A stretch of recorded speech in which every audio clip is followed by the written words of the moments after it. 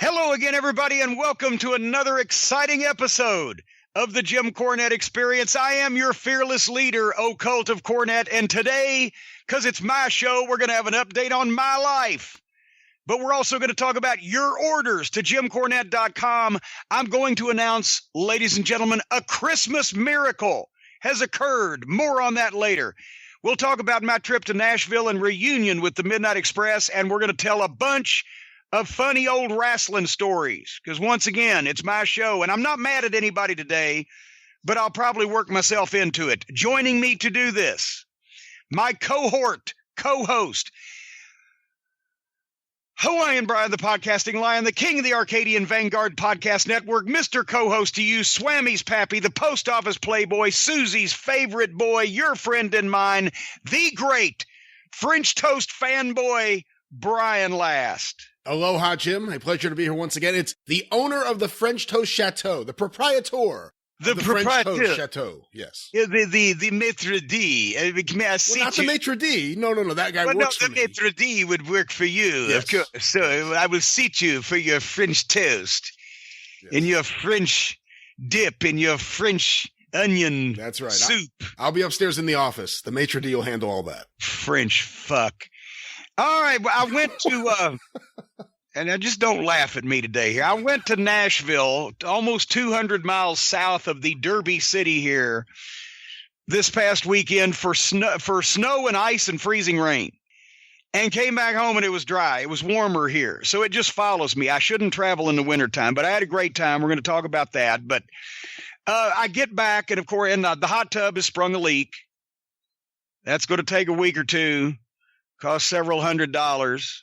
But basically I had told you, remember I did this a number of weeks ago when the sale began, and this is not even an advertisement, folks, at this point, but I'm almost there to tap it out and say, don't give me any more business, but give me some more business, especially with what I have to say. But I told them when the sale started, I said, bring it on. We're stocked. We're going to handle it. Well, of course, we're handling it, but I have less hair than I used to from tearing it out of my head. But a public service announcement, an alert. If you ordered from jimcornette.com, Cornette's Collectibles, by Tuesday, December 11th, you have either gotten your stuff already or it has shipped, except for a couple of Mid-Atlantic sets that we know are custom made, and those are coming in the next couple of days. And we've done the T-shirt restock. We were held up a dozen or so, but the T-shirts are in, and those are winging their way to the people. So as I say every time, I'm all caught up, and then they keep deluging me again. But we have had a wrinkle in the plan because of the incredible demand. The Jim Cornette action figures from the Figures Toy Company, of course, you know the fine products that they make. And that these things I'm jacked up, look just like I look, right now, jacked up and muscular and et cetera in this figure. And it's been incredibly popular. I go to order more the other day, and we have blown through the entire printing in the warehouse and everything, the entire manufacture run, whatever you call it, of the official Jim Cornette action figure. I now possess like the last 68 of them. Wow. Yes, now we're ordering more because of the demand, but I don't want to say these fine people and fucked up, but they neglected to notice that they had gone so fast, and they were supposed to keep an eye on this thing. So we are ordering more. But if you want a Jim Cornette action figure in the next 4 to 6 months, because these are all hand made and painted and finely crafted, that's how long it's going to take to get them in from, I don't know if it's Taiwan or Beijing or wherever the fuck it may be. You order now, because once these less than 70 figures I have are gone, you ain't going to be able to get any for 4 to 6 months, I'm told. But even more importantly, if you want it by Christmas, as I said last year, I can't be coming down you motherfuckers' chimneys on Christmas Eve. Please get your order in, because we're shipping it. As a matter of fact, Susie, I don't even know if I'm supposed to say this or not, because this could be against federal law. Shit. But I'll gamble, because they might not know exactly the location I'm at. They're letting me have special hours tomorrow at the post office. I'm going in before they open. She's going to be on the lookout for me. I'm supposed to peep in the door and give the secret knock. Yeah, I don't think that's all right. I don't think that's legal. Well, that's what, and I'm going to slide in there and get started, because to keep the rest of the people from ruining their day, you know, when I'm shipping these hundreds of packages. So anyway, get your order in this week, because we're shipping every day this week, and we're shipping the shit as swiftly as it can be shipped. More T-shirts have just arrived. More have been ordered. We're filling this stuff out, but you got to get, because I can't like get an order on the 22nd of December and then people be upset because they don't have it on Christmas morning. So come on, folks, bring it in strong, but bring it in. I'd like to also make a public service announcement. I apologize for Jim's microphone. I'll edit out what I can, but I can't edit out everything. I just set up. Well, here's the problem is we're going to make a bit out of it. Old Faithful is finally pretty much deteriorating, but Brian Last is supposed to send me the information on what I'm supposed to purchase to get this thing back up to standard. Anyway, so that's the official. I'm not even going to try to sell you the fine products, because my God, I can't sell them any faster than they're already selling themselves. But Brian, you remember at one point I said there was a Christmas miracle, right? At one point before, I was able to obtain 20 of the long out of print, highly sought after, rare collector's items known as the Midnight Express 25th Anniversary Scrapbook.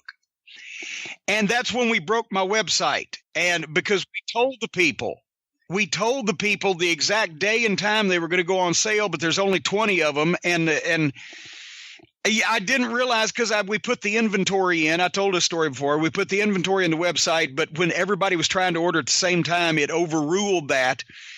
And me and Stace are watching just to see what the interest is. And suddenly it starts, and I'm like, stop it, it's not stopping. And we oversold a few and had to refund some money.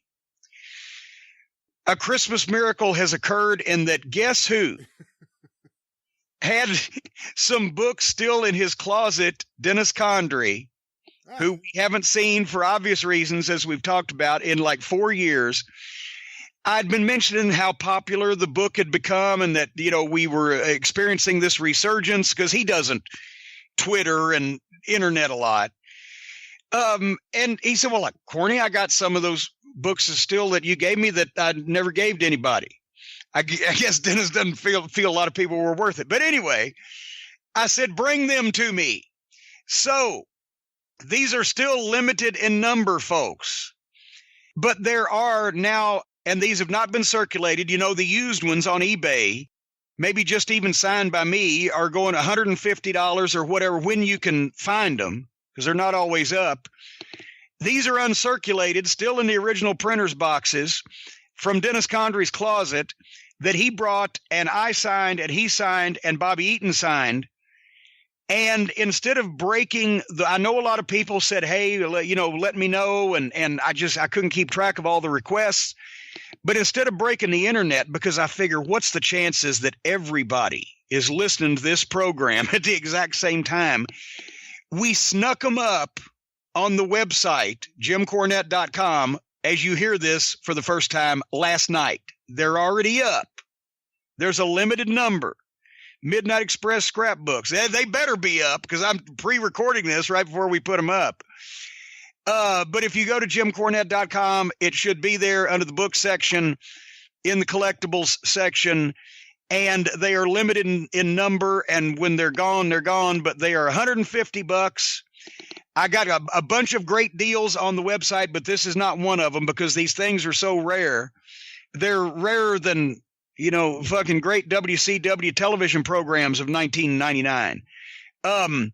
So have at it, folks, but they're a non-negotiable price for this collector's item, $150 a piece, but autographed by me, Bobby Eaton, Dennis Condrey, while they last.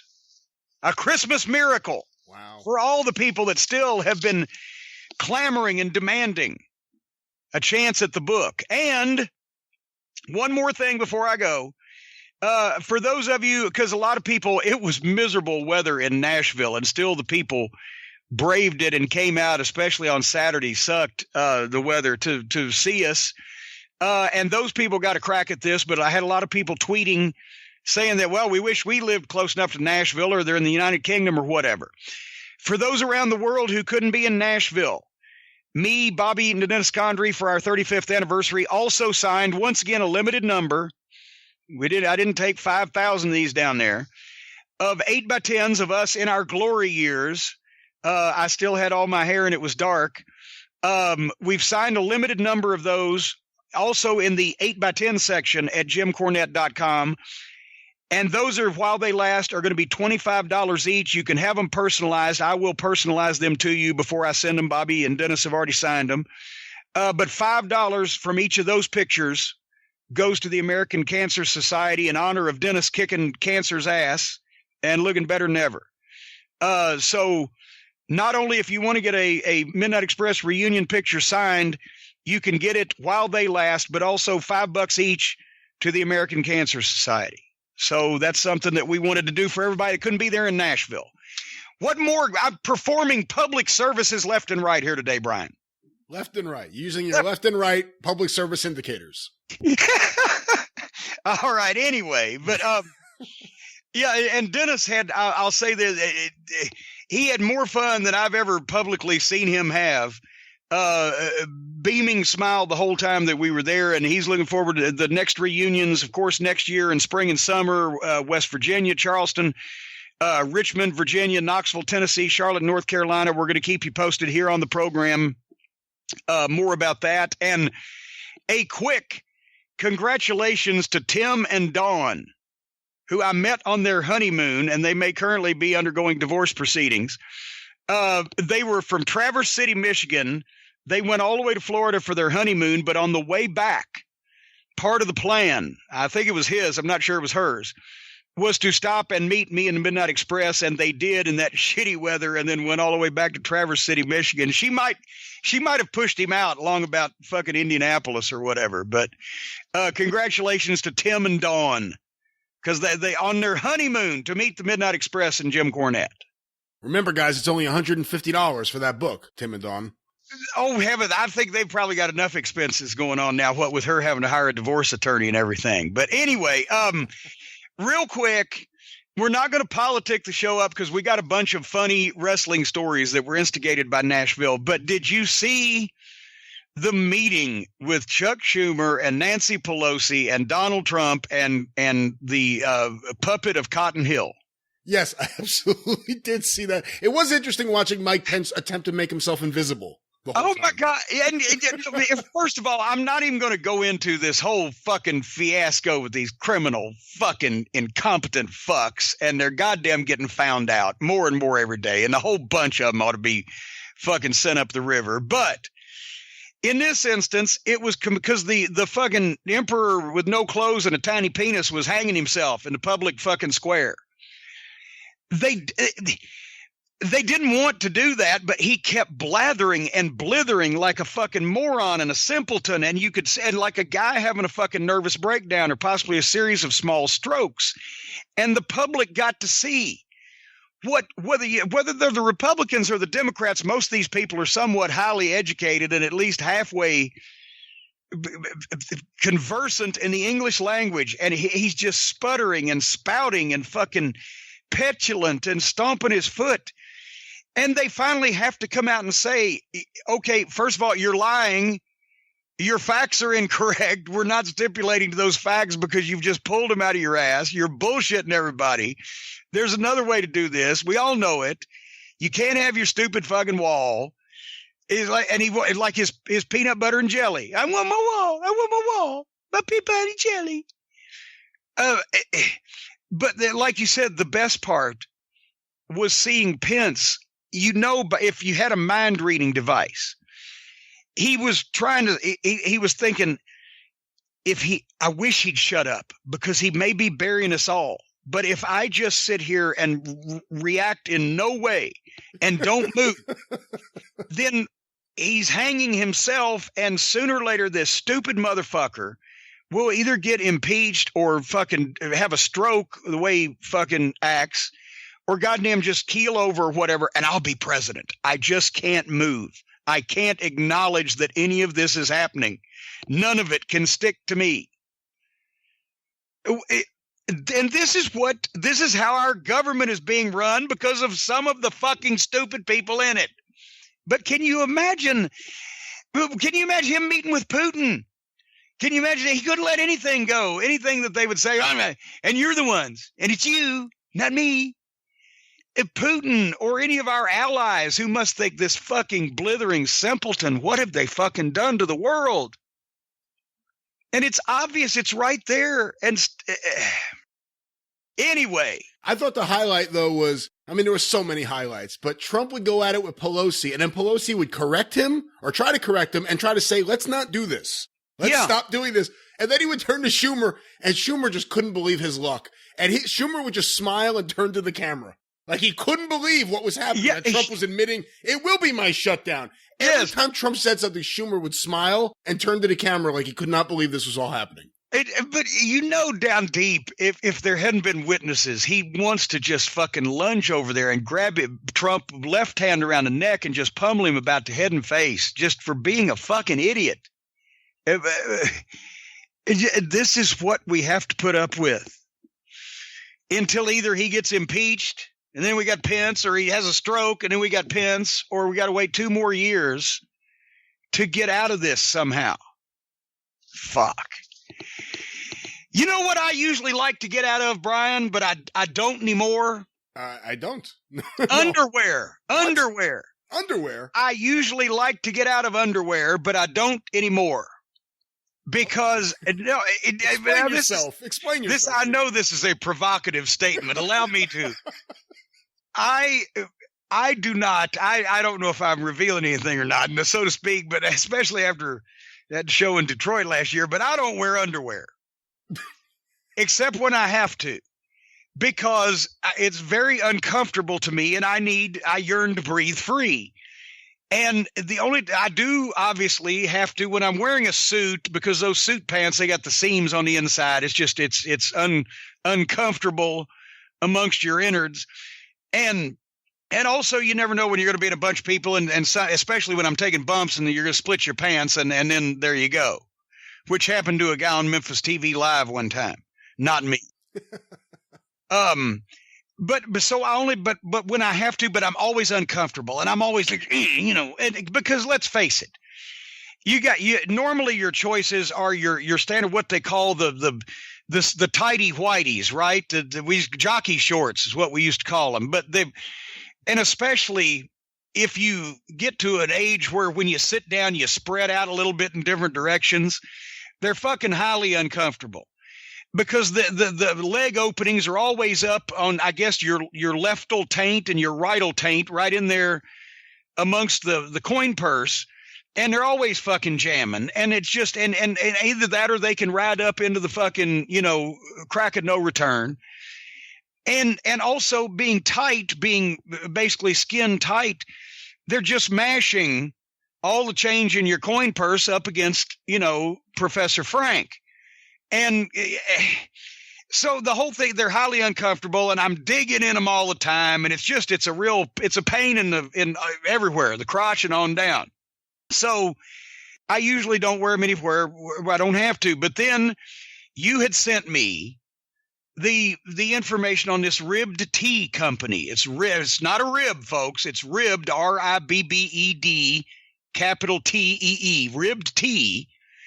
And they are the purveyors and manufacturers of fine, not only underwear, but T-shirts and things. And if you don't use the tidy whities, the jockey shorts, then normally people go for the what they call the boxer shorts, right? But those to me have always looked like you just took a pair of old men's pajamas and cut the legs off, and they wrinkle up under your pants, and then you're bunchy, and it looks like you have tumors.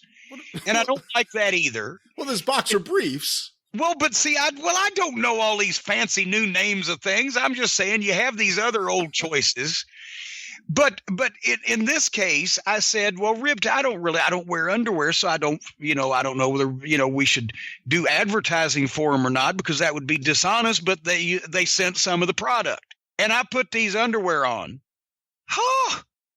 not only is it like it's a smooth and it's a cool and it's a fucking nice feeling around all of those parts that those things typically cover, but the leggings are not like the leg holes are not right there up in your business, but they're down on your thigh like the boxers.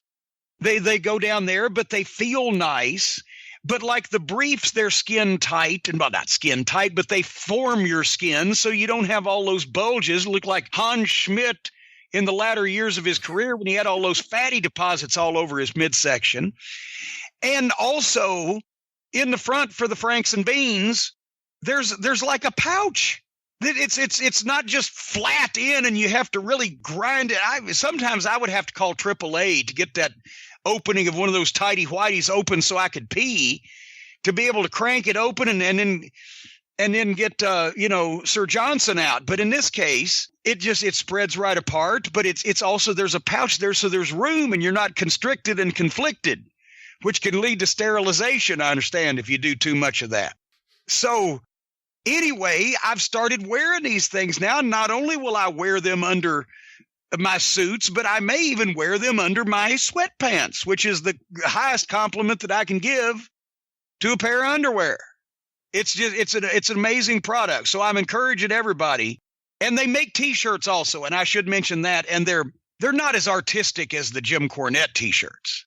You know, you can't get a Cornette face in this material, but the material somewhat makes up for it. It's thin, you breathe.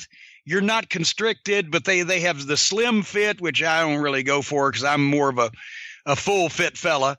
But they have the full fits and the wonderful material and a variety of colors and things and such. So anyway, I'm for it. Ribbed tee, and we can save the folks money that are listening right now if they want to try out some of these miracle skivvies, as my cousin Larry used to call them.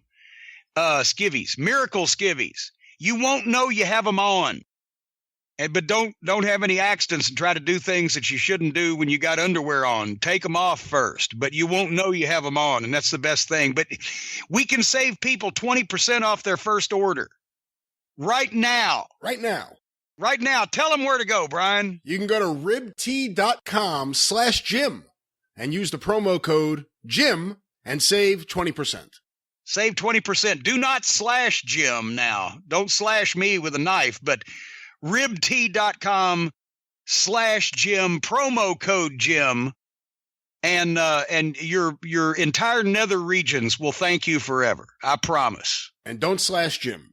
And don't slash me. Hey, it's not, I'm trying to help you. 20% off underwear and T-shirts in a time of financial uncertainty because of our goddamn lack of leadership in this country. Anyway, what are you doing this week before we talk about Nashville? Oh, my God. I'm always doing so much. Real quick, let me just mention several of my great shows. God, don't you brag already. I do. Of course, let me mention Ron Fuller's Studcast, available at fullerpod.com. Breaking Kayfabe with Bowdrin and Barry at bowdrinpod.com. Stick to Wrestling with John McAdam and Sean Goodwin at mcadampod.com. Kentucky Fried Wrestling with Scott Bowden at kfrpod.com. And the Mid-South Wrestling Television Review with myself and Mike Mills at midsouthpod.com. All podcasts available wherever it is that you find your favorite podcast, iTunes, and all the other schmucks out there. Just go there, search for my shows, they're there. And of course, the 605 Superpodcast, the Mothership!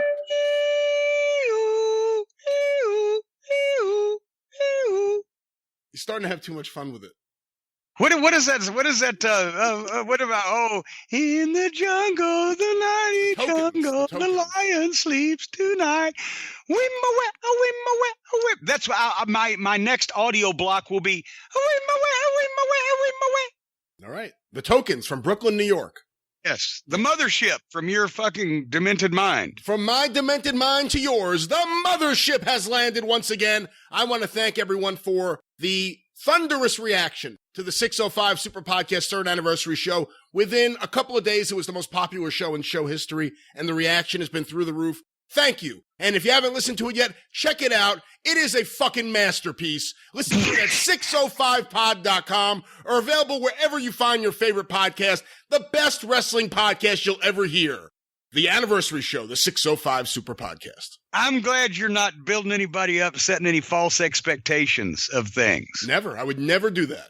All right. Well, speaking of false expectations, I expected it to be warmer when I went to Nashville, Tennessee. But this past weekend, the Nashville Comic Con, as everybody knows, it was the 31st of the 35th anniversary reunions with myself and Dennis and Bobby. As we saw Dennis for the first time in a few years, he looks great, as I mentioned.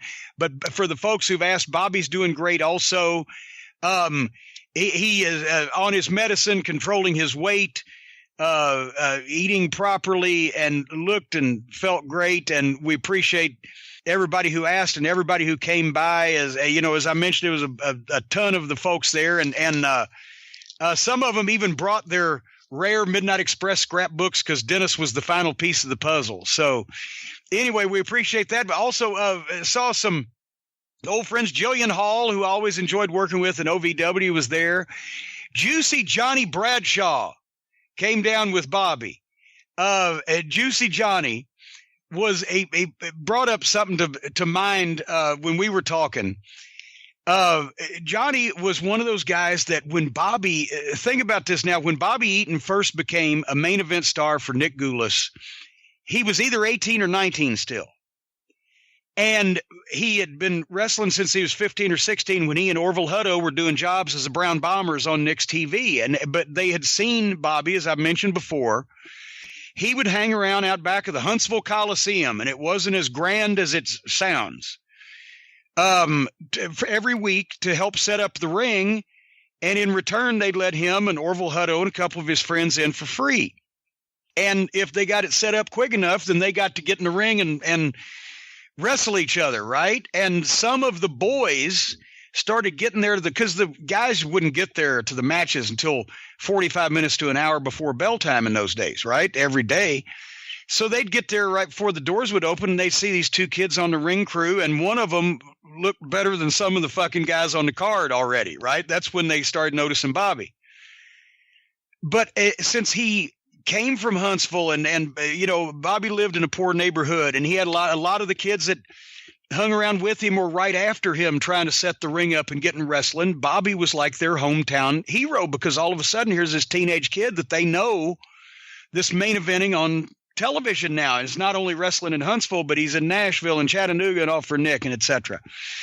So anyway, what I'm trying to say is he spawned some imitators. And Juicy Johnny Bradshaw was one of those guys, came along a couple of years after Bobby, and a lot of the kids in Huntsville tried to pattern themselves after Bobby Eaton, who's here main eventing now, against Randy Savage or whatever. I guess that wasn't as big a deal because Savage wasn't that big a star back then. And anyway, I had Johnny because I'd met Johnny a few times. I'd seen him work a couple of times, and he worked a lot like Bobby. Nobody's exactly like Bobby.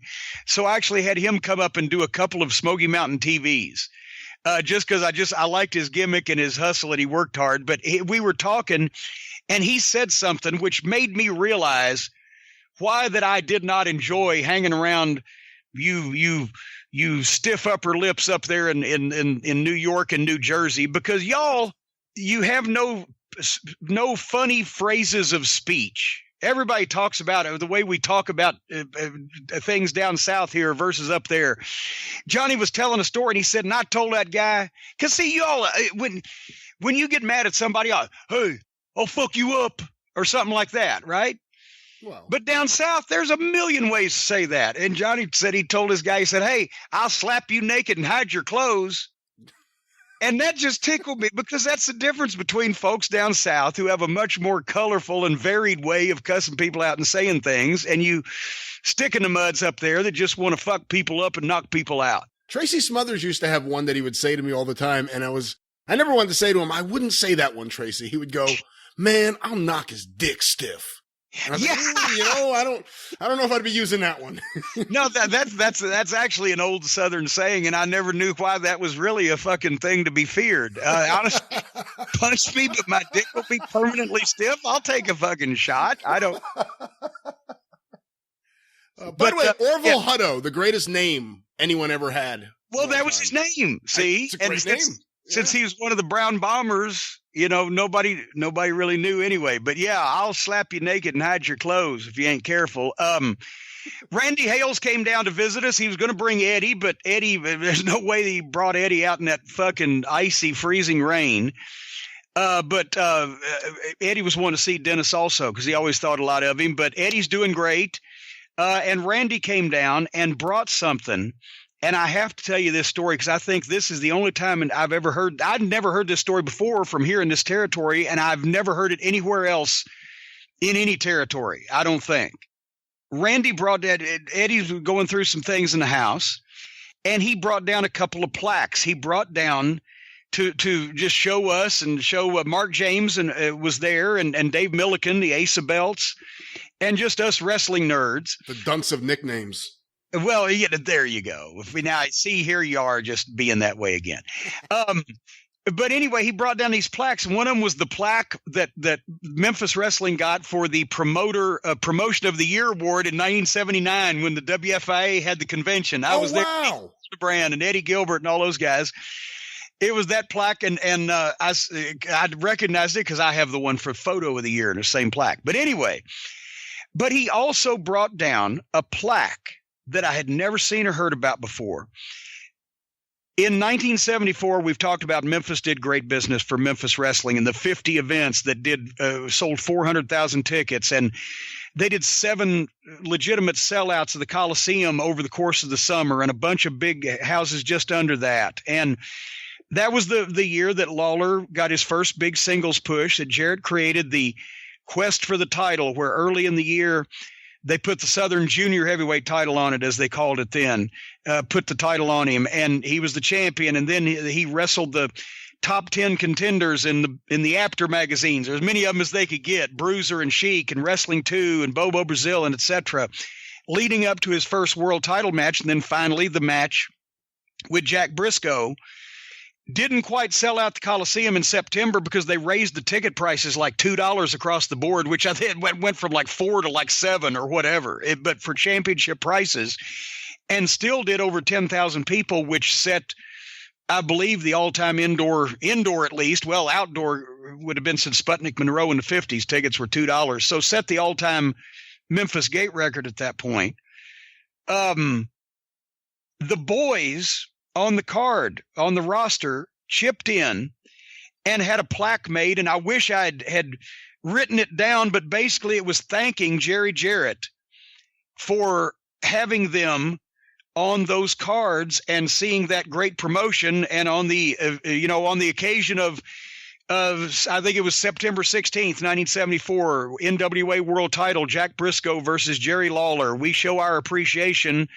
The boys gave the promoter a fucking plaque for booking like a goddamn record-setting year and having them on those cards where they obviously made more money than they would have made otherwise. Jerry Jarrett totally had that plaque made for himself. And I'm just telling you, this is I'll quit now. But anyway, and so at least let me just say this: Dave Milliken went home with it. When he saw that, he's like, "Oh my God." But I thought that was really that was cool because, when you think about it, at the time, Jarrett was not a promoter in Memphis. He was in a very strange situation where he had been named the booker in Memphis, but he still worked for Nick Goulas and Roy Welch. But then he had found the markets up north in Louisville and Evansville and Lexington, Kentucky, to expand the territory, and had gotten the TV there. So in those towns, he was one of the promoters. He still had to be, as we've talked about, partners with Goulas and Welch. So he was the boss in some places. He was the booker boss in other places, such as Memphis. He had to work for Nick and Roy, but that's where he built the goodwill enough with the talent roster to make it the most bloodless coup in the history of wrestling when he split from Nick 3 years later in 77, because all the towns that he was involved in, they drew in Chattanooga and Nashville and Birmingham still through the early and mid 70s were huge towns in the territory and drew, 3,000, 4,000, 5,000 people a week as you look back at the old articles. But Memphis became the crown jewel, and Louisville started doing such good regular business. And also the guys, I think, saw that the booking, because it was separate booking. Jarrett did his end, and Lynn Rossi or other guys, Tom Ernesto at one point, did Nick's end.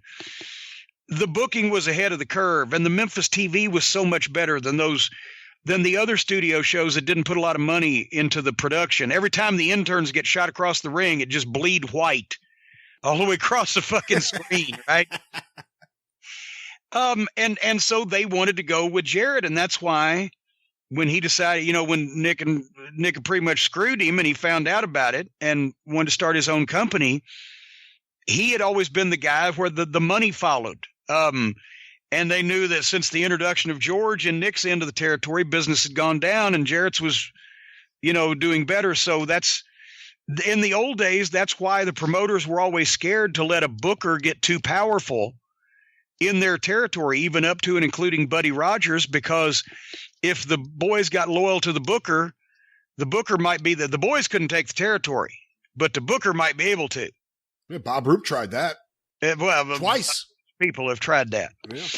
Yeah. But anyway, and Mark James gave me, I swear to God, I just seen this. This is from one of Seth Hansen's clippings that he tweeted last week. It was one of the Louisville clippings when I first got started, and I was managing Jesse Bar and Adrian Street, but it was like this 6-week period where I managed Apocalypse, the Soldier of Fortune. And the main event in Louisville was Apocalypse versus Dutch Mantel for the Mid-America title, and somebody mentioned Apocalypse, what's going on there? And then when I saw Mark James, he does all the Memphis wrestling little gimmicks, and he had an Apocalypse picture that I took in a keychain that he handed me. I said that brought Mike Boyette to my mind, because a lot of people may have missed, I'm sure they did, the Apocalypse run, but Mike Boyette, along with Chris Colt, is one of those fucking guys was an interesting guy for a variety of reasons in wrestling. Oh yeah. And as a matter of fact, and here's the thing, they were a tag team at one time. It was like the fucking, matter and antimatter meeting. That's who was supposed to come into Tennessee in the summer of 75 and feud with the Fargos, was the team of Chris Colt and Mike Boyette, hippie Mike Boyette from out in California. And their manager, Bill Colt, who was Bill Anderson when he was 18 years old, and Chris Colt was taking him on the road to teach him the wrestling business. So, my God. And they came in for like a week, maybe 10 days in Nick's end of the territory. And by the time they got to the Memphis end, Boyette was already gone, and they replaced him with Bill Dundee. And Boyette didn't come back for 2 years. So I don't know what the fuck that he could have possibly done that was bad enough to where Chris Colt was his partner, but he was the one that left, right? And I wasn't in the business at that time to be asking around, but he did come in 78 with Frankie Lane as his partner. So you can see that Mike Boyette was running on the fringes of these distasteful people. We've talked about Frankie Lane was a real scumbag in person, right? But Mike Boyette, I got to know him a little then, because by then I was taking pictures. He was always just a fun guy, like, hey, how you doing? But with Mike, it was that, and I was young then, I was a teenager, so I don't know. Either he was on some good drugs, or he had been on good enough drugs in the past that they stayed with him and some shit didn't fucking plug in anymore, right? But in the ring, he took bumps differently, but than other people. He worked differently, but he was a hell of a worker, and took these wild ass backdrops, but was a really convincing worker as a heel, either on the offense or, selling.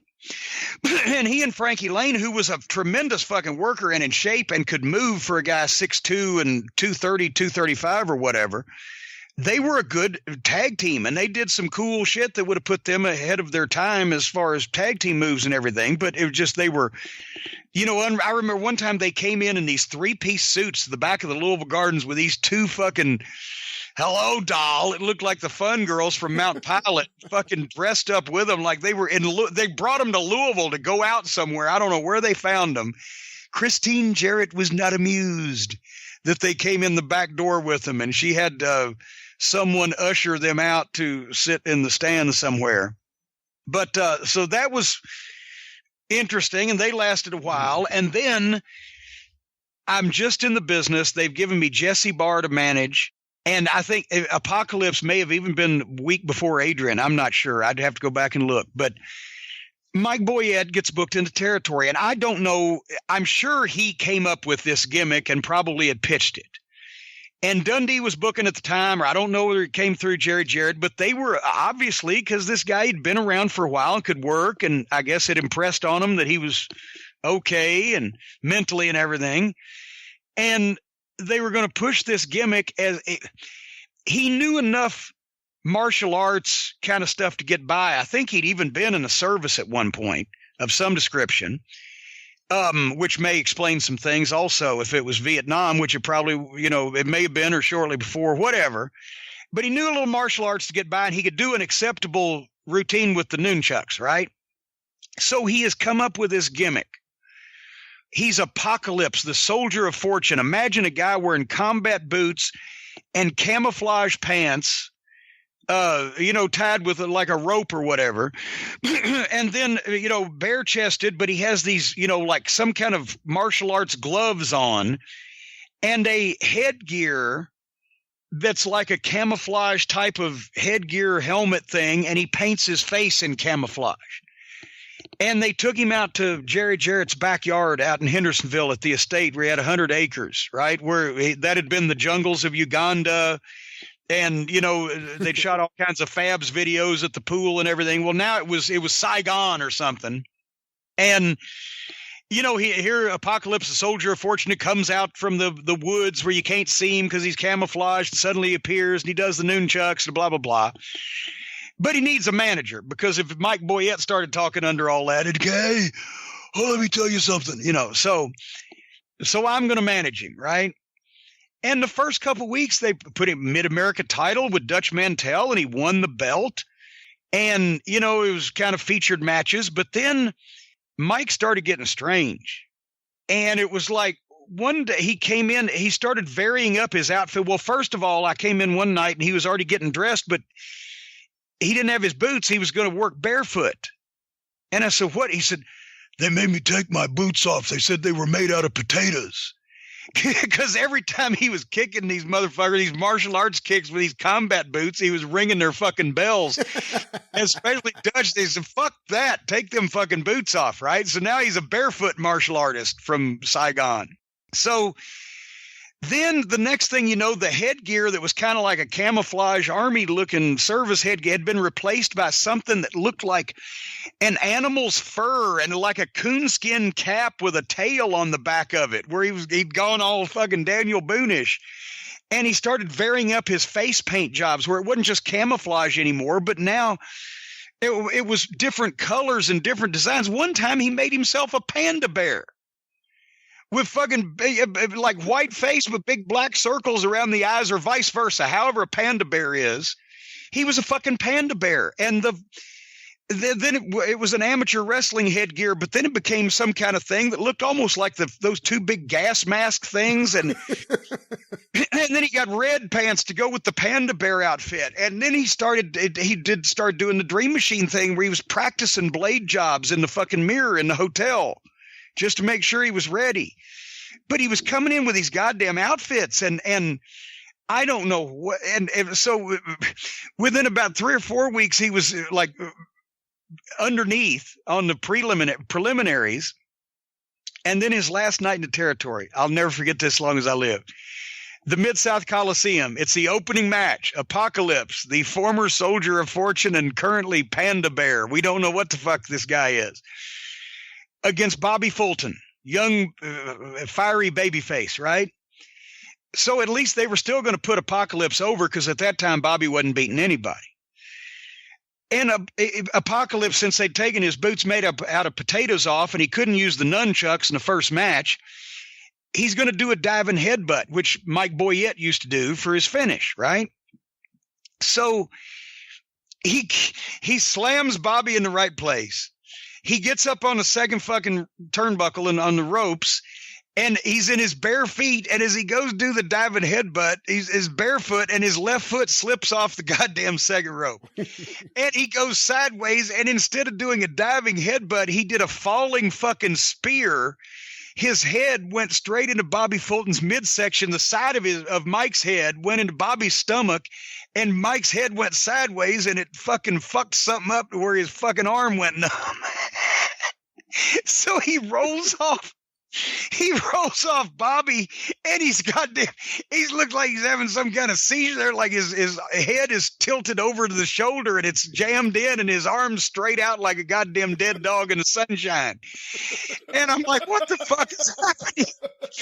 And the referee's standing there waiting for somebody to count, and then finally he somehow rolls over, and he fucking covers Bobby 1, 2, 3, and as he gets up to his knees, well, I didn't know what the fuck exactly yet he had done, and of course I'm very green because I've been in the business that I mentioned 6 weeks. So I roll in, thank God that's over, and grab his hand to raise his hand like I do every time, and grab the wrong arm and raise the bad arm, and he goes, ah!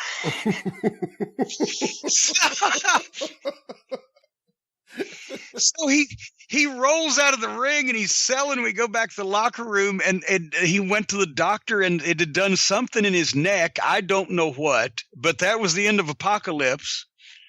And he couldn't make the rest of his dates, so he went somewhere back to wherever he was living.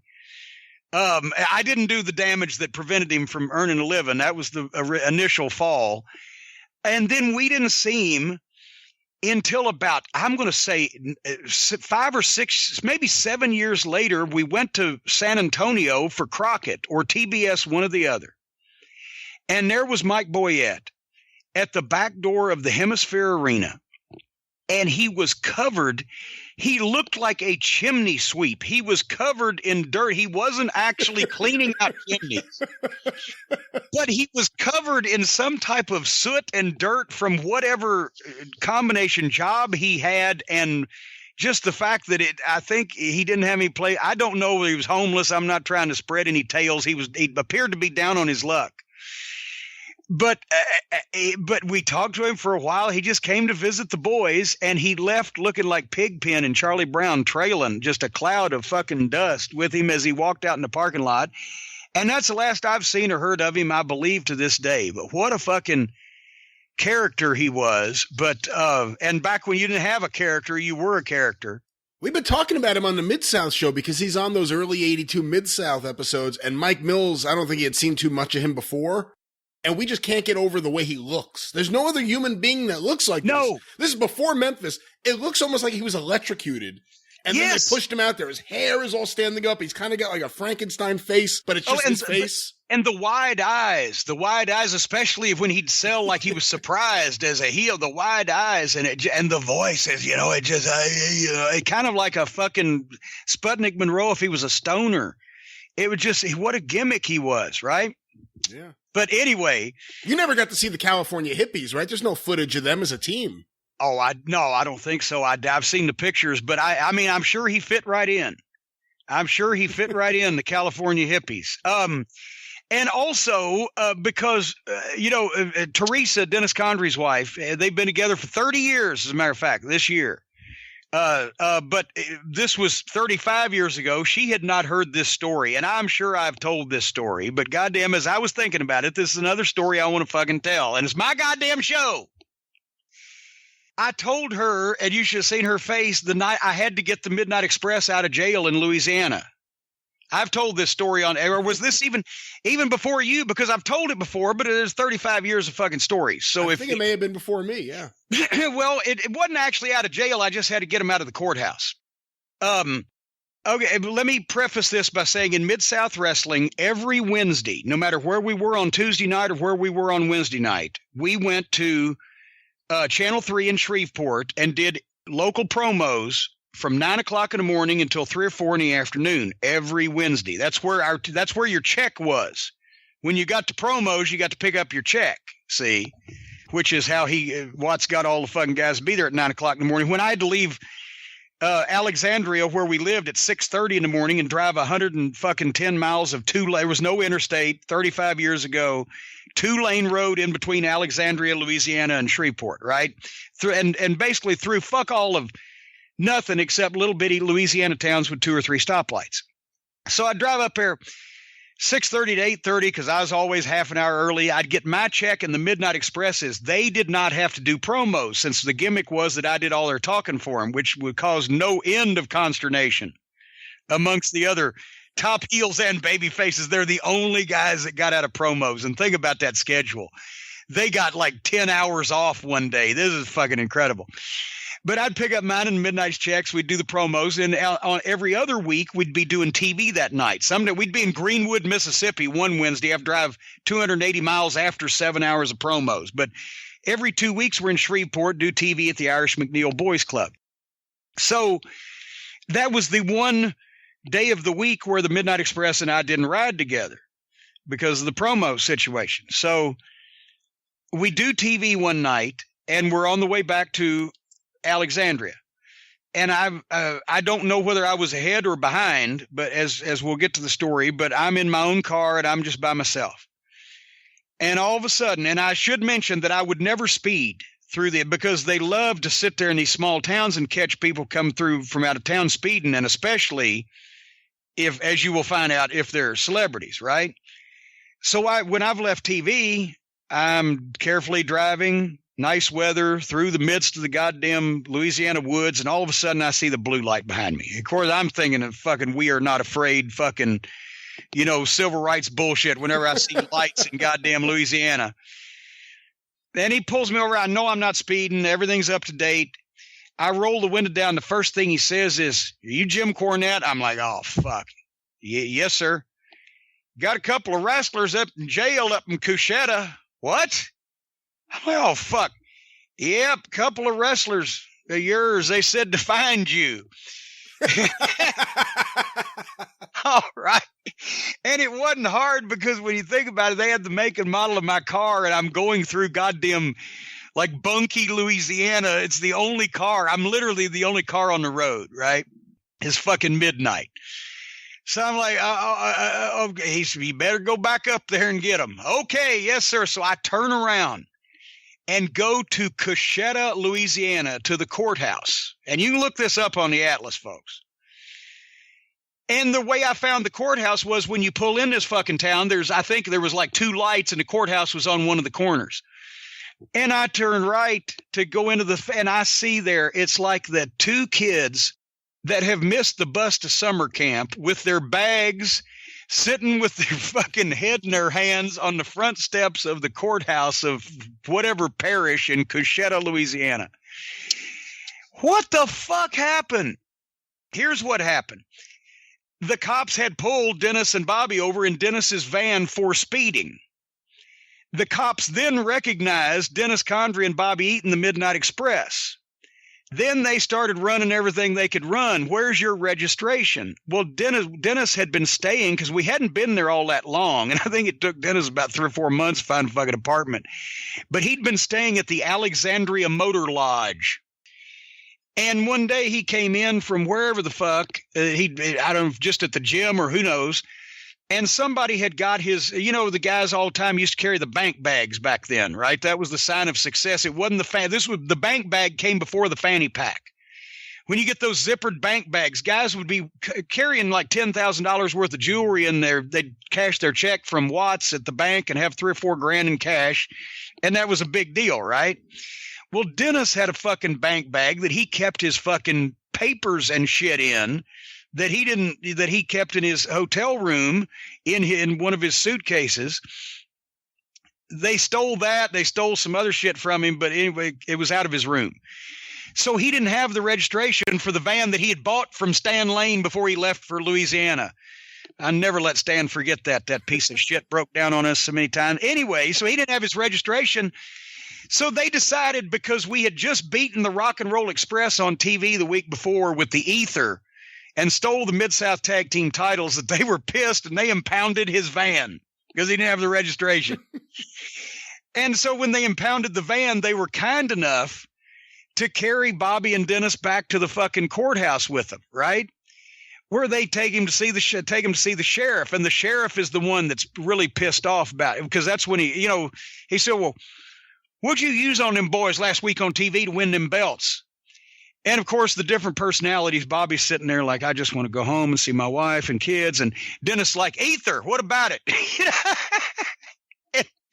And then the sheriff actually said, well, we got a boy down there in the cell for murder. He thinks he's a pretty good wrestler. And Dennis said, bring him up here. We can wrestle him right now. Bobby's like, fuck. So anyway, they can't hold him on anything. They didn't really do anything wrong, arrestable offense, right? But they impounded the van, said you got to have paperwork, registration from Tennessee to get your van back, which that took 2 weeks. But in the meantime, they said, all right, y'all are free to go. Free to go where? In this town, there is legitimately not one single business of any description open. There's no convenience store. There's no hotel. There's no gas station. There is no, literally, you're in the police station, or elsewise you'd have to be in a private home. And it's a 20-mile walk after midnight to anything that would be different. Oof. So they've just basically said, fuck you guys, right? But they did agree to fucking radio ahead to the next parish to see if they could stop their manager. And that's how I came to be pulled over. They fucking said, yeah, we'll do that much for you. So they radioed the cops and be looking for that fucking, what did I have? Goddamn, it was a Datsun Maxima. Be looking for a blue Datsun Maxima if it comes through town. That's the only way they got home that night, right? Or they'd been sitting there till the next morning. So I carry him back and et cetera. But that was the cops, including the head law enforcement official in that particular town, were legitimately pissed off that these two pricks used ether to illegally defeat the Rock and Roll Express on Mid-South Wrestling Television the week beforehand. And you tell me where you're going to find that fucking level of commitment to the product in this day and age. You knew what you were doing was wrong. It only serves you right that there's some punishment. Well, there you go. See, I'm telling you, and that's why in the big towns, we talked about it on the drive-through here recently. In the big towns, if it was the cops that regularly worked the shows, most of them were cool. They kind of knew what was going on. You weren't allowed to tell them, but they kind of picked up on it. But in the small towns, that's why the guys especially had to watch out for themselves. There was one night in Georgia when Dennis basically, the cops would do nothing and people were getting on me. It was starting to get a situation because I was on the floor and, basically we couldn't count on anybody but the boys. So Dennis told me, he said, I think it might have been the Sawyers they were working with. The Sawyers take care of us in here while we're in the ring. We're going to have them chase you to the back and you get in my bag and get in my gun and watch out the door to make sure we get down the aisle. And that's what we did. The baby faces chased me back to the locker room. The baby faces can take care of the heels in the ring.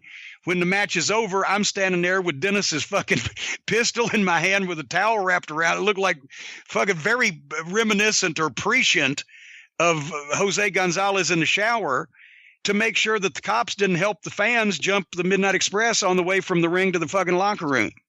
It was those type of fucking deals. Is that the same gun that Dennis had to pull on Buzz? No, he was going for it, but he never had to pull it out. Because Buzz looked around and said, oh, God damn it. There's fucking two wrestlers, a referee, and that goddamn piece of shit manager. Fuck it. He just stormed out. Luckily for us.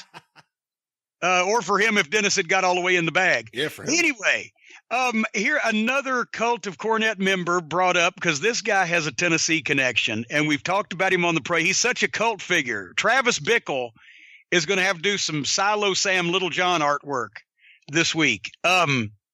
He brought up Little John and Eddie Marlin because, for everybody out there, we've talked about him. If you're a new listener, go to YouTube and look up either Little John Harris or Silo Sam, which is what he was in the AWA, right? And he was Little John in World Class in 1985, and then they brought him to Memphis. Jerry Jarrett said, I'll get something out of him, and he was the closest one of a bunch of them that did. But what they did when he was in Memphis, because he was such a fucking useless, giant freak of nature piece of shit, the way they got their money out of him was Eddie Marlin on all the spot shows that he promoted all over those little towns in Tennessee and Arkansas would go first thing in the morning and pick up Little John Harris and put him in the back of his pickup truck sitting on a goddamn bale of hay with a sign that said, "Come see the Giant live tonight, 8 p.m." And he would drive through whatever town they were in. And just with this fucking freak of nature, just let them look at him, right? And they would buy the tickets based on what he looked like. And then they'd get there and they didn't want to ever see him again. But he looked fucking great as far as that goes. But do they know the Texas Stadium business? We've told that story, right? Yeah. But basically, he screwed up. It was at Texas Stadium in '85. If that match is out there on YouTube or on the network or wherever, it's supposed to be the Midnight Express and the Fantastics for the American Tag Title that's been held up for like 3 months. And I won't tell this whole detailed story, but to get into the backstory of this whole thing and Ken Mantell's booking. We went in. The Fantastics were the American Tag Team Champions. We defeated them for the American Tag Team title in like January. Then they did a fucking finish where the belts were held up, and then we wrestled them every night for like fucking 3 more months, but nobody ever won the goddamn belts. So they waited till Texas Stadium to put the belts up, and then it was a 2-ring match where all 4 guys were fighting at the same time with no disqualification, 2 referees, and I would have to sit next to Little John Harris to neutralize me. And that was the biggest clusterfuck of a fucking match. We were so hot. It was good for what it was, but it wasn't what we could have done without all the ridiculous extra stipulations. But we knew it was going to happen. It did happen. When you watch the finish of the match, this fucking idiot, all he has to do is stand up when Bobby Eaton stands in front of him in the ring and slap Bobby on the leg to make Bobby turn around. So that, because it's going to be a double pin, but the Fantastics get the pin first. 1 pin in one ring, 1 pin in another ring. This was not our finish. It was forced on us. By that point, we knew we were leaving. We weren't even going to change the fucking finishes, right? We figured, okay, we can do this. I'm right there with the guy to say, slap Bobby's leg. So you see me. He's standing there. I'm like, slap Bobby's leg. Slap Bobby's leg. Slap Bobby's leg now. And finally, oh, should I slap Bobby's leg? So, of course, the Midnight Express ends up winning because the pin in the other ring was us, and we got it first. And then they gave the Fantastics the belts, and it was a big clusterfuck. But this fucking guy was so... Anyway, a lot of people, when they go back and look at World Class from 85 or from the 80s, they think the TV show, and they think, wow, what a great place, etc. The TV show was great. The production was great. The talent was great. And the fans, they was so just over the top hot and over for the Von Erichs and everybody at that time. It made that show. And I'm not speaking about when Gary Hart was the booker, because I wasn't there, and I've seen some of it, and it was better. But when Ken Mantell was booking that fucking thing, the 6 months of 1985, we were there. That was the biggest fucking clusterfuck, nursery school, goddamn grade school bullshit. Nothing made a lick of sense if you analyze it. And the backstory that he gave us at TV that night, the best thing we got out of Little John was my promo, right? Which they replayed over and over for a while. We get there and he says, okay, we're going to announce the stadium match. And he gives us all the stipulations. They're like, what the fuck? And then he says, and we're going to have a guy sitting next to you.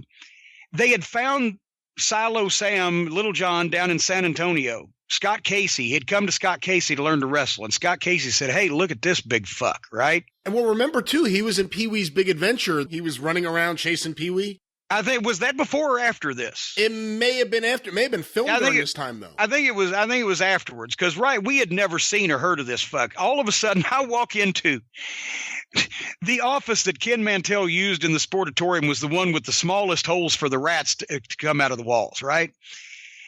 We walk in there that day, and there this big fucker is sleeping on the couch with his straw hat over his face, and his legs were sticking 3 feet off the end of the fucking couch. And that big giant stomach and those buggy whip arms was, what the fuck is that? And they said, well, that's Little John. He's going to be sitting next to you. Holy fuck. Okay.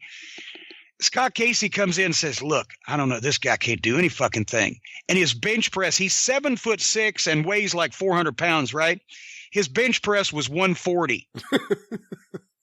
He'd never done anything athletic, but he's a freak, right? So we're going to make some money out of it.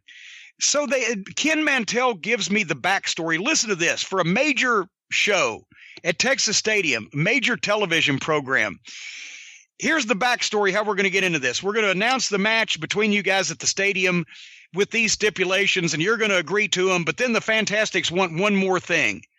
They've got a friend of theirs that they met on tour in South Africa that they want to sit in the corner next to you. And I'm like, okay. And that was it. It was like, well, you can ask, well, who is he? Is he? Oh, and then he said, but he's not a wrestler. And I'm supposed to say, oh, if he's not a wrestler, okay, I'll do it. Like I'm a complete idiot, right? And that was the entire thought of the backstory to introduce this guy that they put in. So we're out there doing it. Ken Mantell's in the ring. Bill Mercer's up there. It's the world-class show. And we have the face-off with the Fantastics. We agree to stipulations, talk about this match and everything. And then they say, but one more thing. And Bobby's trying to do the best he can with this, right? And I know it's going to suck. Well, we got a friend of ours. Because it's a ham-fisted explanation. And everybody knows in Dallas, they've seen the fucking Fantastics in that goddamn arena every week for the past 6 months. How the fuck they have time to go to South Africa? It was just fucking stupid, right? But Bobby's trying to do the best of it. I figure I'm going to save this goddamn thing.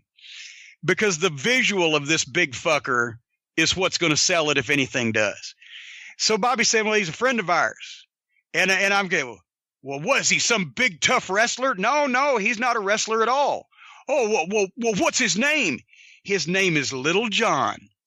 So then I get the fucking, and then I start looking, and Bobby Fulton and Tommy Rogers are both, 5'7", 8, whatever.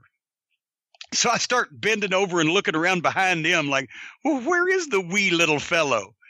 And that's the thing that seems to have lived on. Every time somebody talks about this promo, they love, where is the wee little fellow? I'm trying to illustrate that I think there's going to be a midget next to me, right? And then they said, oh, he's right out there. And they opened the door, and in the side door, the heat door, where we'd always be taken out by the cops, instead of taking us back up the hill through the fans, you go right out the side door. They open this fucking door, and this big fucking stack of shit bends over and comes through it and stands up with his big straw hat on it. With the hat, he's 8 feet tall. And holy shit, he starts striding to the ring, and they go back to me, and I do the best fucking bullshit face feint take and grab my heart, and the boys catch me that I've ever done.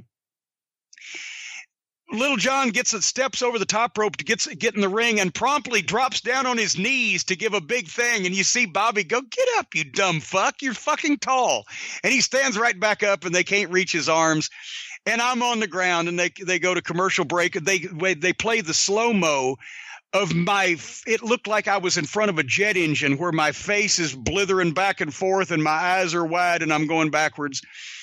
And that sold the fucking thing, just like Eddie Marlin with him on the bale of hay in the truck. And then as soon as it came time for him to fucking deliver, nobody ever went to see it again. So I say that to bring up the funniest Silo Sam story that I've ever heard, because I want you to know he deserved this.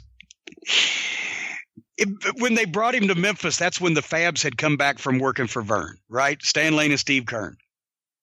And Kern, as you may know, he's not Dynamite Kid, but he can be a fucking stiff ribber.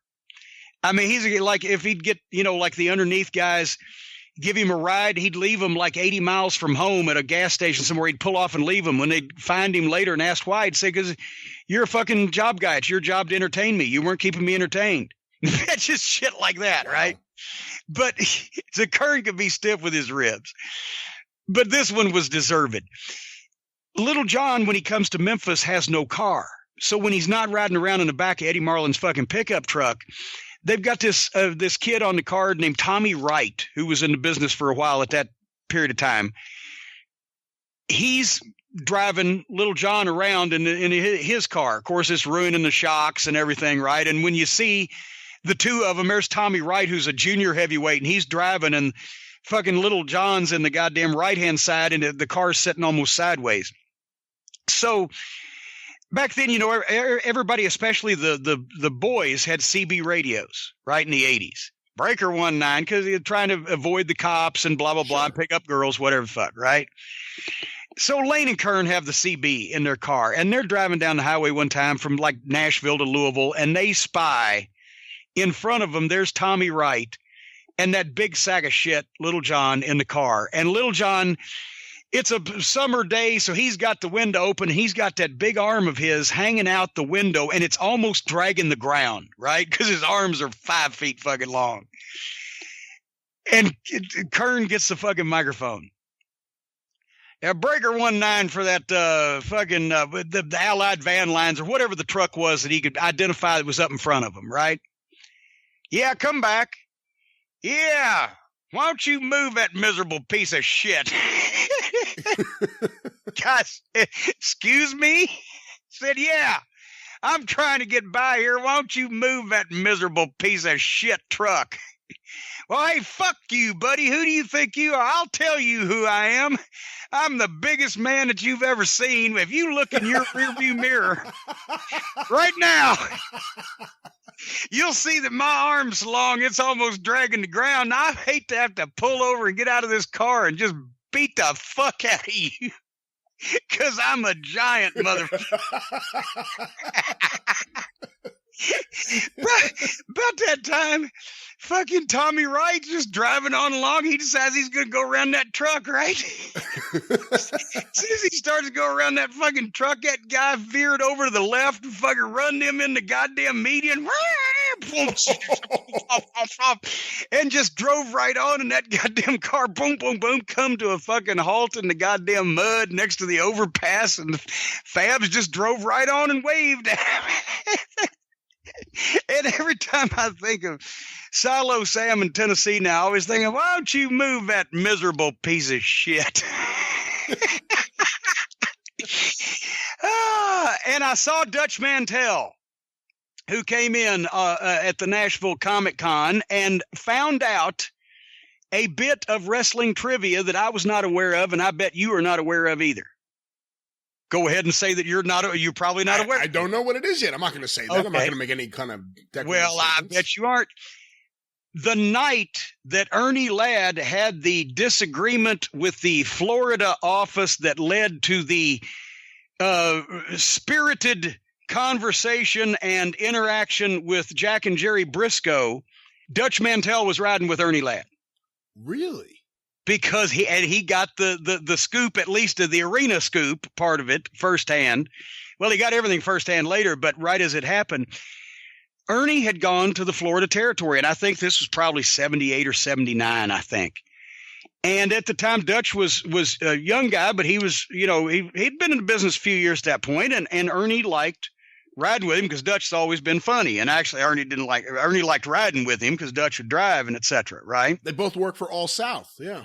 And they had both worked for All South. Yeah, that's when Dutch was first getting started. So anyway, Dutch said basically Ernie had come into Florida on a guarantee because even though they didn't have contracts in those days, if you were a certain level main event star, then the promoter or the booker before you started would tell you, well, you're going to either make between so-and-so, or they might just say you're going to make a minimum of $1,500 a week or whatever it may be.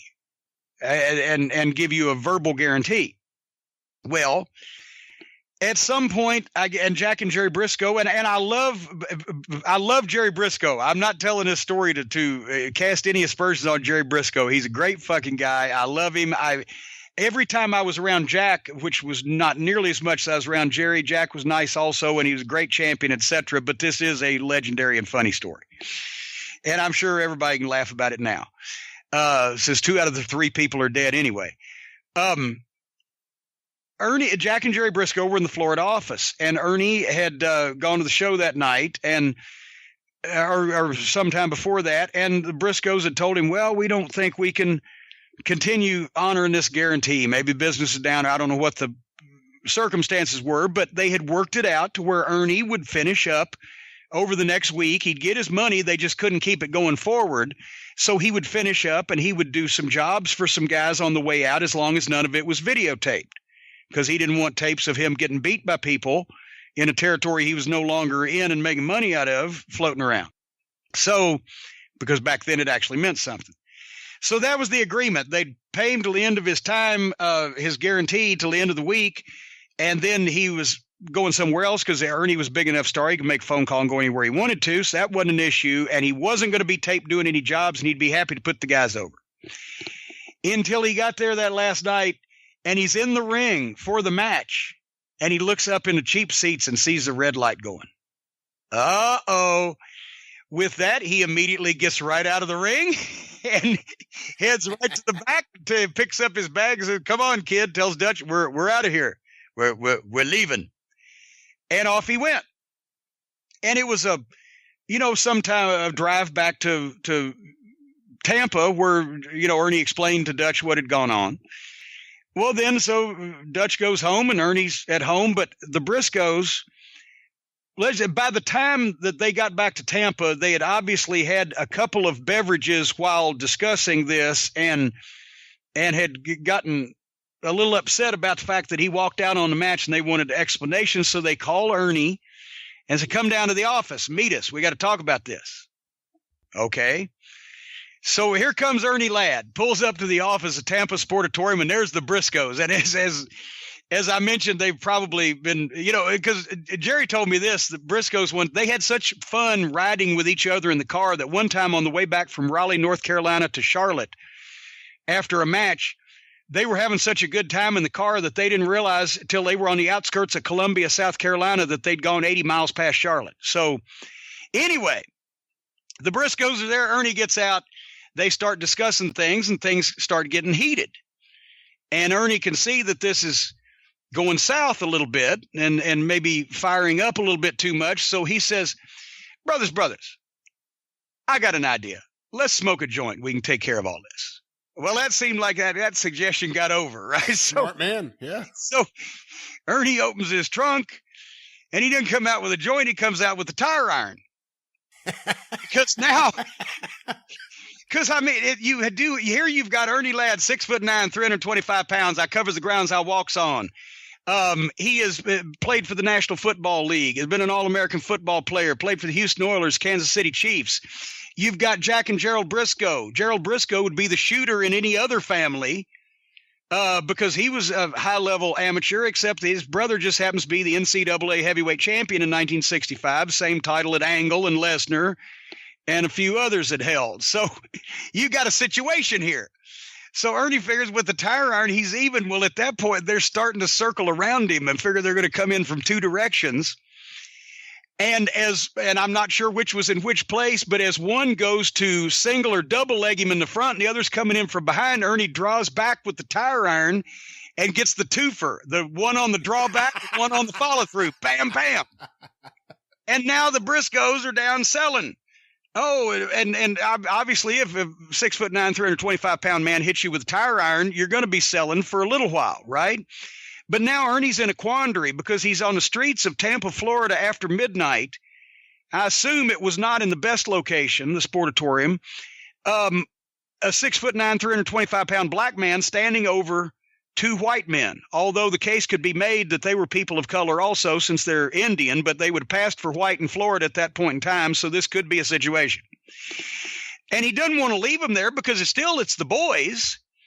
I mentioned that used to when the boys had disagreements, they either cut each other with razor blades or hit each other with tire irons. Now they block each other on Twitter. But it was the boys, so he didn't want to leave them in distress. He thought about putting them in his car in the back seat to take them to the hospital, but then realized if they woke up and got fucking mobile before he got there, the shit could be on again. So he put both of them in the trunk. He put both of them in the trunk and drove them to the hospital. But for the same reason, he didn't want to actually fucking turn them in person because of the fact that it's a 6'9", 325-pound black man with two injured white men in the trunk of his car. So he pulled around beside of the hospital emergency room entrance and opened the trunk and helped them out because now they're starting to, the old thing where they're starting to come around. He helped them out and kind of left them in a daze there and took off. And that was his last night in the territory. It's funny considering all those stories there are about the Briscoes getting guys bombed in Mid-Atlantic and then getting them naked and then putting them in the trunk and then going to like a restaurant and sitting in the window and unlocking the trunk and waiting for Gene Anderson to pop out naked.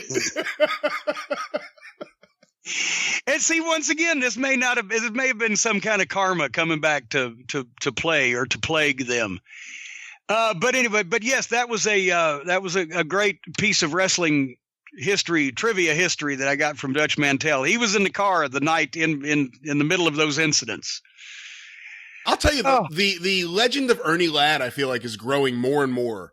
Well, but where do you find somebody like that anymore? And the thing is, Ernie was so smart to business. It sounds like he'd be a loose cannon, but that's why he was not only a main event star, that he wouldn't even work territories full time unless it was like the Carolinas, where every town was a big town.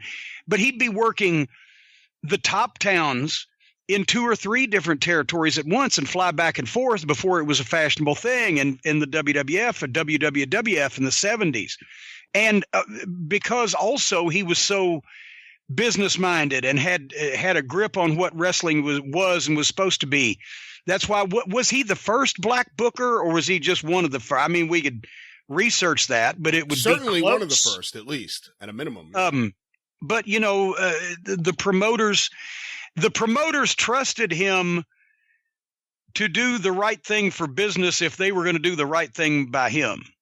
But they also knew that if they didn't do the right thing by him, that things would take place. So, but I always got a kick out of hearing Ernie's stories either, because I was there sitting there one night when he said, and I told him, "You're going to have to pay me my money." And he didn't. I said, "Look, you got a sellout crowd here tonight. They're hanging from the rafters here tonight. We've worked awful hard on this angle. I can't be getting screwed like I did last week on that payoff. You're going to have to pay me my money." He wouldn't pay me my money. So what I did was I waited till the matches were almost ready to start. And then I got my suitcase and I walked out to the ring, and I walked all the way around the ring, and then I walked out the front door. And then what are they going to say? They're going to say Ernie Ladd had travel difficulties. Ernie Ladd's injured.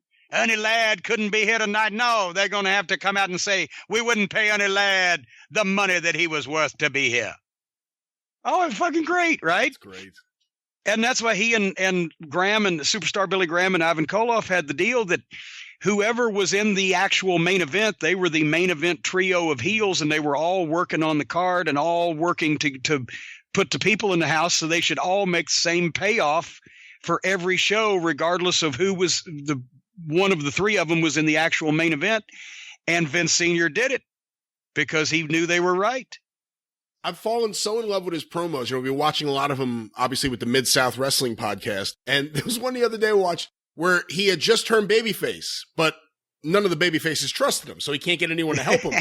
So he's just like, I pick up the phone and I call the junkyard dog. I said, "Come on, brother, let's bury the hatchet. Come on, brother, bury the hatchet." And he hung up on me. You know? And that time when he found out the Samoans they had Akbar in the ring with him when he had been managing the Samoans, and he's at the broadcast desk, and he says, "Wait a minute, just a second here, Boyd Pierce. I got to find out about this because nobody manages the Samoans but me."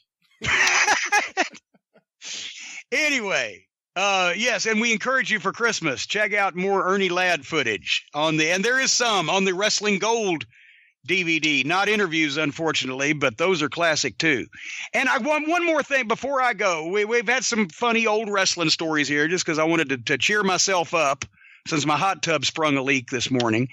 But before I go, I've asked you this. I've got to ask the Cult of Cornette members. I'm talking to some fine folks about a new service that they are providing. Is there a market? This is the question. Is there a market amongst the Cult members for me doing the custom video shout-out thing? They call them shout-outs now, not messages, shout-outs. Only if you call it a shout-out while you're doing it, because I think that'll be funny. Well, because I don't use a lot of the hip terminology that the young folks use these days. But no, I've been talking because at some point, well, like, first of all, you know, I'm still back in the day mentally where if I was going to make a video for somebody that, well, you know, you got to set up the camera and you got to shoot it and then put it in an envelope and send it to somebody, whatever. You know, I grew up in that era, so I'm thinking this would be a lot of pain in the ass. And then and the smartphone thing, you know, Stacy does that, but I'm highly against it. But I've been told not only is it a lot easier than I thought, but I was concerned that people would think, well, is he just trying to be like one of the Trump administration, just be a grifter and just get money from us or whatever? But I see a lot of upstanding, fine folks are doing this type of thing, and there is a market for it. So I don't want to be too reticent to get with the new line of thinking. And I'm talking to these folks, and it just everybody let me know on the Twitter or whatever if you would be interested in purchasing a video shout out from me for you or a cult member in your immediate family or circle of friends. And it's not going to be till after Christmas anyway, because I got to fill orders here. I got other things to do with my time. I got other things to do with my time. I don't care anymore. I got other things to do with I just realized I just did song lyrics and didn't know it. You'll put the shout in shout outs. Is that a thing I should do? Because some people have asked about it, but I'm like, and I do it like if I'm in front of them, they can do it on their phone, but I don't, you know. That's the thing. I mean, I'm just trying to picture you holding, because I'm guessing it's going to be something where you need to film yourself. You're making it sound like it's really easy with your computer or your phone. So I'm picturing you like, hey, this is Jim Cornette. I just want to give a shout out. I can't. Well, no, I don't know if you can ask for things like you can say, Jim Cornette, please say fuck you to Bob, or, you know, cut a promo on Phil or say happy anniversary that, but I don't think they can script it word for word. They're not going to twist my arm if I say, oh, I'm sending you a shout out. I don't, but also it wouldn't be me holding the goddamn phone anyway. Now, you know that. Well, I know that. I do think there's a market for that though, for people to say, hey, can you send me a video of you saying, fuck you, Bob? I think that there's a big market for. And who is Bob, and how come all of a sudden he's not popular with us? That's what I want to know. Fuck that guy. Fuck that guy. But anyway, well, and then let me know, folks, if it's something you want me to pursue or peruse or you're interested in, and we will talk about that. But otherwise, and should we mention before we go our holiday schedule, which is basically you bastards are still getting a show when you're supposed to get a show, barring power failures and weather outages.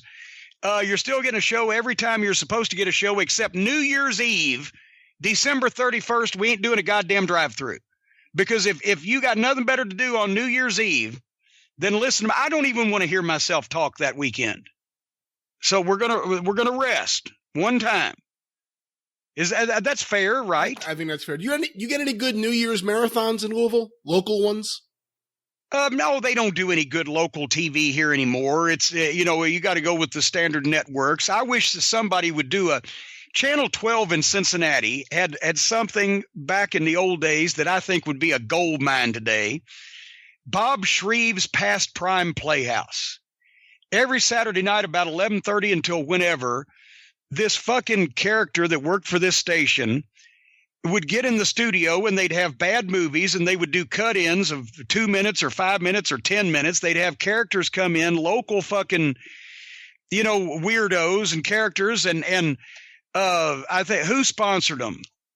Was it La Rosa's Pizza? I think it was La Rosa's Pizza. They'd bring the pizza in and they'd have a bunch of people doing fucking screwy shit till all hours of the morning on live TV. Now that was good local television. Nobody does anything like that anymore. Well, Channel 11 in New York, they do a couple things. They do the Yule log that airs on Christmas morning. After the Yule log, every year, March of the Wooden Soldiers with Laurel and Hardy. So that's pretty cool. And then on New Year's Day, actually New Year's Eve, once you get past midnight, the Honeymooners Marathon. Well, there you go, because it's sort of a New York tradition, right? Exactly. Yes. The Yule log in. As a matter of fact, that was a problem one time. A guy, he was beaten up severely, and the guy that did it was arrested, and they went to court.